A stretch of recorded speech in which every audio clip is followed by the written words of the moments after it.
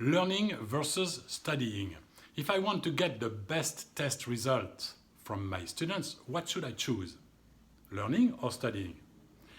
Let's ask ourselves the first question, which is who? Who studies and who learns? It's obvious. The one who studies is the student. It's his occupation. It's written in the name, right? Now, if it's written in a name, then who learns? A learner? No, that's not an occupation. So really, who learns? In French, the verb to learn is apprendre. It's written A-P-P-R-E-N-D-R-E. It's pretty much the same in Spanish and Portuguese, aprender. The first 6 letters of these words, apprenne, are also the first 6 letters of an English word, apprentice. So if apprenne is learn, then the apprentice is the one who learns. Exactly the same way as the student studies. I mean, it's also written in the name, right? So we have a student studies, an apprentice learns.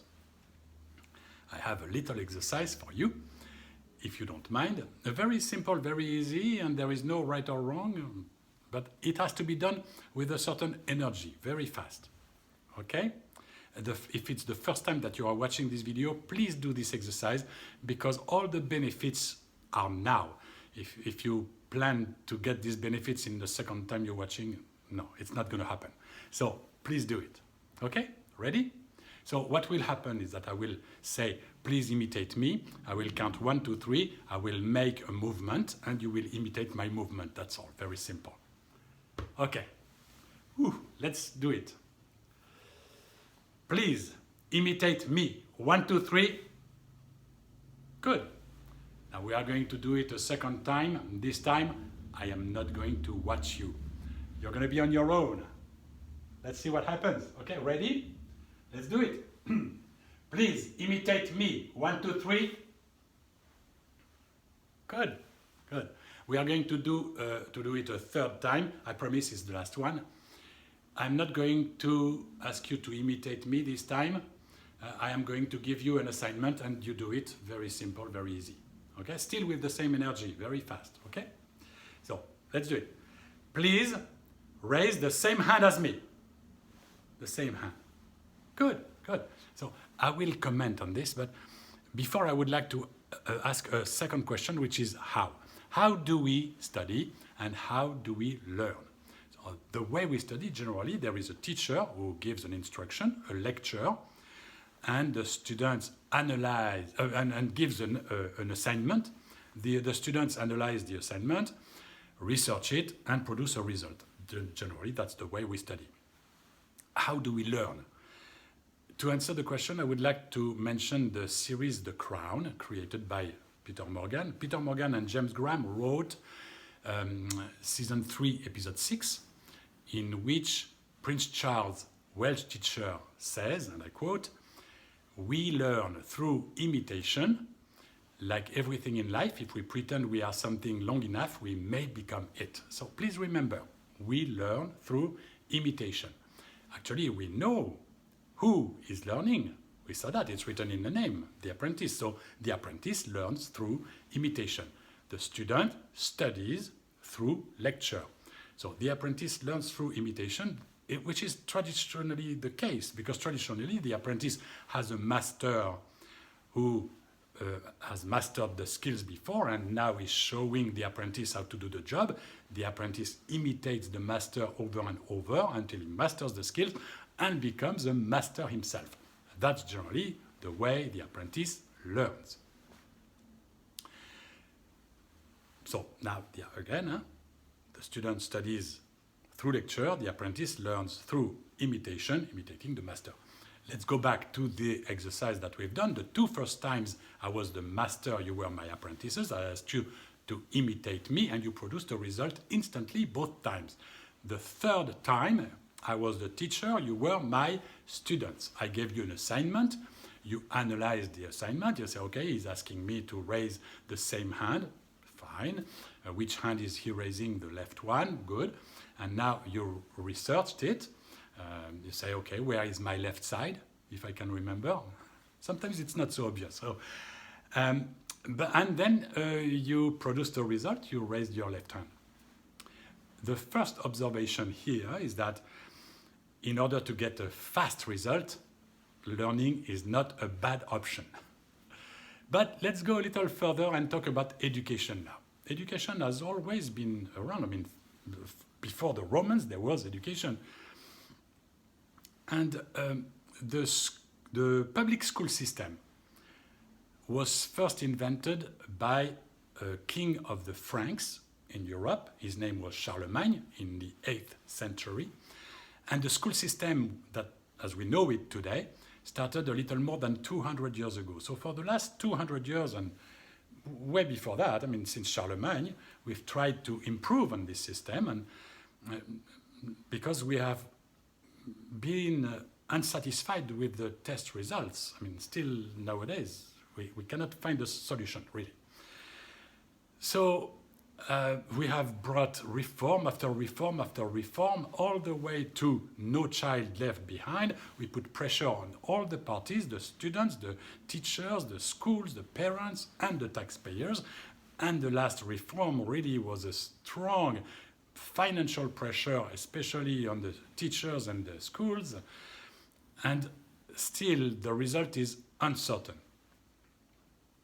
So what have we done since the 8th century? We have done many, many, many good things, very positive changes. For example, we have changed the curriculum, Latin, no Latin, French, or please no French, just to bother Macron. The mathematics method has changed, the reading method has changed. We have changed the schedules. We have determined that the class period should be 56 minutes long for maximum attention. We have changed the grades. When I was a student myself, we were graded 0 to 20 points. And 1 year it was decided that it was too much pressure on the students, and we adapted the American system of letters, A, B, C, D, F. And all these changes, it is to be noticed, that are all about content. But there is content and there is form. And the form, since the 8th century, has never changed. It's still a teacher giving a lecture to a group of people. That has never changed. With some exceptions in pre-K and a tiny bit in elementary. After that, nothing. So the good question would be to ask ourselves if, by changing the form, we could get a different result. Let's go back to the exercise that we've done. The first time we did it, I asked you to imitate me. I raised my left hand, you raised your right hand 99% of the time, and that's perfectly correct. There is nothing wrong with that. After all, it's about me to decide what kind of result I need from you. But let's assume that now I need a different result. What are my options? I have two solutions. The first one would be to give up being a master. I say, okay, imitation doesn't work, let's forget about it. I'm going to be a teacher. I will put pressure on myself to give a good instruction, a perfect lecture. I will put pressure on you, my students, with carrots and sticks to make you understand me better and to ask you to research more and produce a better result. Unfortunately, I've done that for centuries, and the result is still uncertain. I've lost people's interest along the way. Okay, it's not a bad system. I still produce a few geniuses. And by the way, thank you for watching me. But now I would like to get a global result that is different, at least better, much better. So what is my other solution? Let's try harder, stay a master, stay being a master, and try again. And remember, we did it twice. And the second time, I didn't change anything in the content. It was still, please imitate me, the same 3 words, 1, 2, 3, the same counts. I raised my hand, the same hand. What I did, I turned my back to you, I raised my left hand, you raised your left hand. I got a different result. I changed the situation. I changed the form. I have a little story in favor of the form. When I was 16, I had a wonderful English teacher, Monsieur Vettel. I had even a better teacher before, but this teacher was special because of what happened in the class. Monsieur Vettel was a teacher. He was teaching through lecture. We had a paragraph that we would translate. He would translate it because we were very bad at English. And he would ask us a few questions, which would never get any answers because we were all very bad. I mean, terrible, all of us. Actually, no, not all of us. One was not bad. He was worse. I mean, generally you call these people dunces. And like all dunces, he was sitting in the back by the heater. He was the worst, but he was also the most honest. He was there thinking, this is ridiculous. Nobody is answering the questions. I can't answer the questions either. This is a waste of time. I might as well use this time more efficiently, lie down on the floor and take a nap. And that's what he was doing. And Monsieur Vettel, who was very smart, was using this as a lesson for all, saying, please everybody, we are going to lower our voice. I mean, he was talking about his voice because we were not answering the questions, but we are going to lower our voice because Patrick, his name was Patrick is your friend, right? So all Patrick needs right now is to take a nap, and we have to respect that. If I tell you the story, it's because Patrick became an excellent actor and had a very nice career after that. So what did Patrick need in order to be more involved and learn? Because that's the goal. Patrick needed to be put in a situation, a form, in which he could speak out loud, make some movement, feel and react, because that's what an actor does.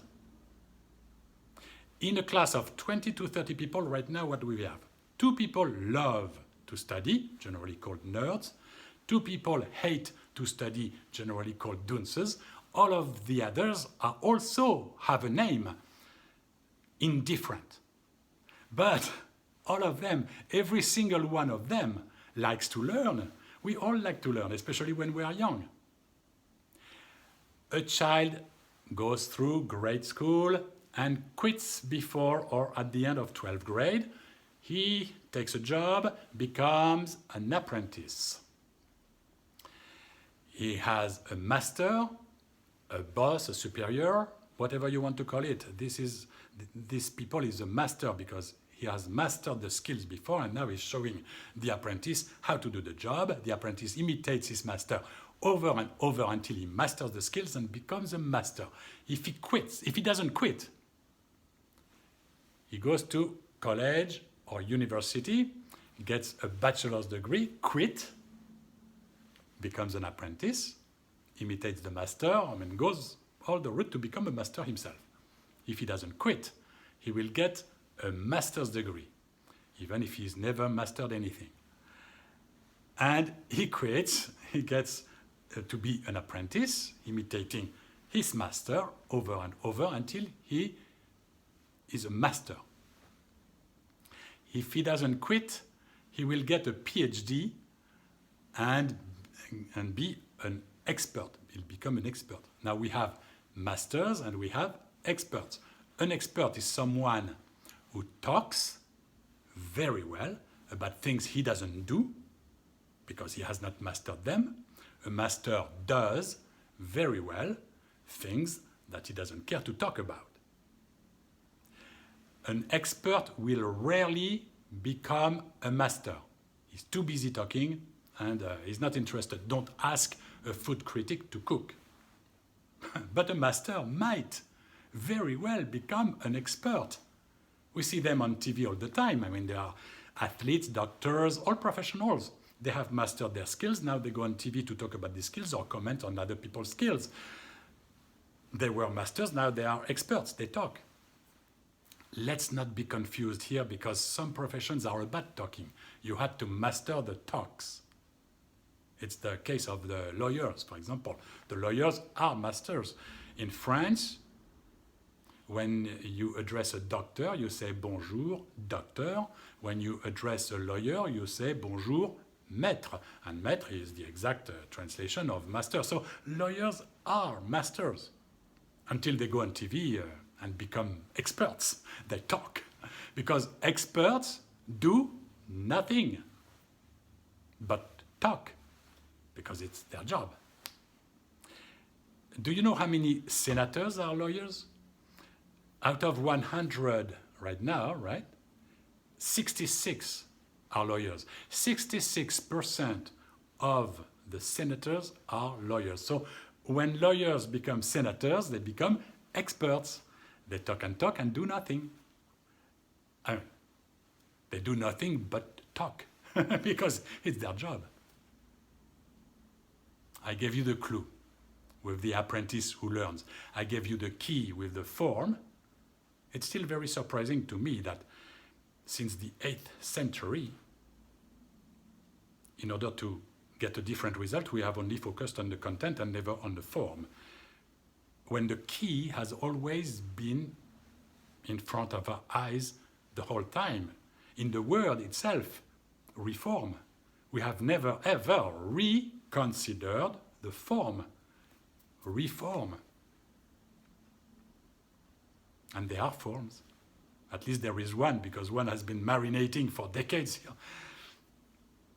There is a form that will put no pressure on the students, no pressure on the teachers, no pressure on the schools or the parents, and barely any pressure on you and me, the taxpayers. A form that will drastically reduce the inequalities in school and definitely produce better results. And the form is going to be for the sequel or for the book, whichever comes first. Let's talk.